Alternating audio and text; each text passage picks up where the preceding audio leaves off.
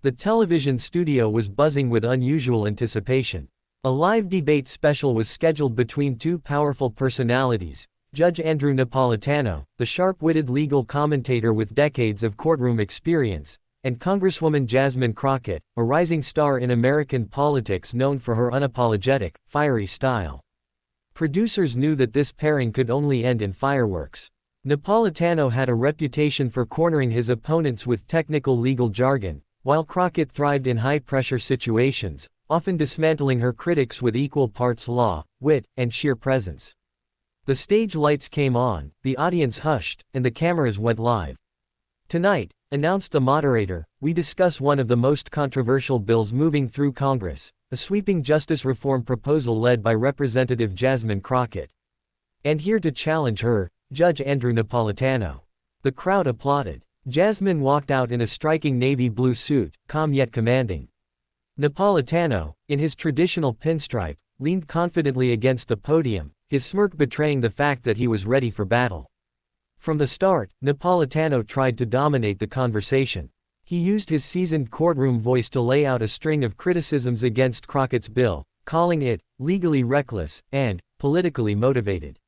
His tone dripped with condescension. "Representative Crockett," he began, "this bill of yours is riddled with contradictions. You claim it strengthens due process, yet it undermines judicial authority. Did you even read the Constitution before drafting this?" The audience gasped. Some laughed nervously. It was a loaded insult, questioning a lawyer and lawmaker's understanding of the Constitution on live TV. Jasmine, however, did not flinch. She leaned into her microphone, her eyes locked on the judge, and replied with a slow, deliberate smile. "Judge, I not only read the Constitution," she said, "I swore an oath to defend it. What I didn't do was twist it into a weapon to attack progress, as you've made a career out of doing." The crowd erupted in applause. Napolitano stiffened, but pressed on. "With all due respect, Congresswoman, your bill essentially handcuffs judges from exercising discretion. You want to turn our justice system into a political sideshow." Jasmine cut him off, raising her hand with calm authority. "Judge, let's be clear, the justice system already is a sideshow. The difference is, people are tired of watching the same performers. The same judges. The same prosecutors. The same outcomes. My bill is not about handcuffing judges, it's about unlocking the rights of ordinary Americans who have been handcuffed by systemic bias for decades." Her voice was steady, her words sharp enough to slice through his argument like a blade.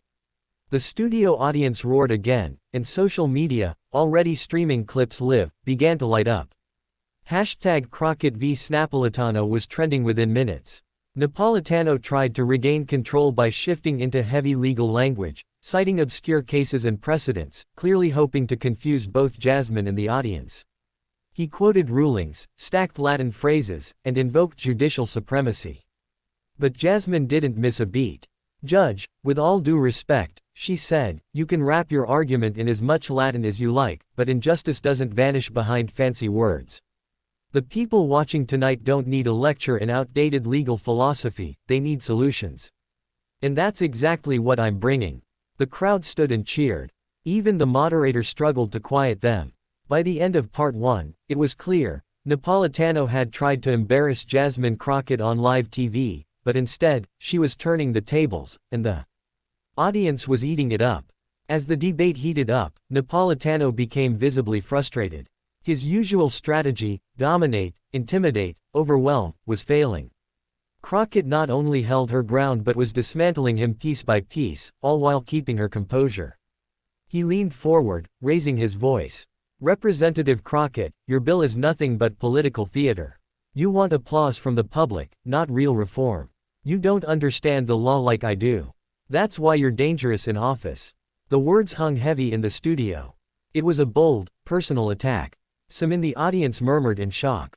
Jasmine inhaled, took a measured pause, and then delivered the line that would go viral worldwide.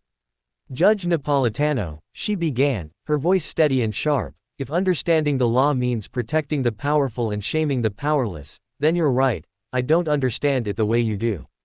But what I do understand is justice. And justice isn't about protecting the comfortable. It's about comforting the unprotected. That's the difference between us, you defend the system.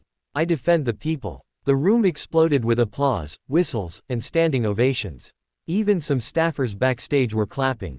Napolitano's face tightened, his smirk gone. The moderator tried to steer the debate, but the viral moment had already been born. Within minutes, Twitter, TikTok, and Instagram were flooded with the clip. Jasmine's line was captioned, remixed, and repeated in every political forum online. Justice isn't about protecting the comfortable. It's about comforting the unprotected. That sentence became the slogan of the night. The fallout was immediate. News outlets replayed the exchange nonstop. Editorials praised Crockett for standing up to Napolitano's condescension with grace and power. Even commentators who often disagreed with her admitted she had owned the night. Napolitano's supporters tried to spin the event as out of context, but the full video told the story clearly. A veteran judge had attempted to humiliate a younger congresswoman on national TV, and instead, she had turned his attack into one of the most powerful political moments of the year. By the following morning, hashtags like #SavageCrockett and #JudgeShutdown dominated trending lists. In an interview the next day, Jasmine was asked how she managed to stay so calm. She smiled and said, "It's simple. I didn't come to play his game. I came to play mine." That line, too, became a rallying cry. Judge Napolitano, once known for his ability to dismantle opponents, now had his legacy overshadowed by a single exchange, one where Jasmine Crockett not only survived his attack but turned it into the moment that defined her rising influence in American politics. And thus, the clip of her savage response continued to spread, shared in classrooms, activist circles, and campaign rallies, reminding everyone that sometimes the most powerful courtroom isn't made of marble and oak, but of cameras, microphones, and the courage to speak the truth.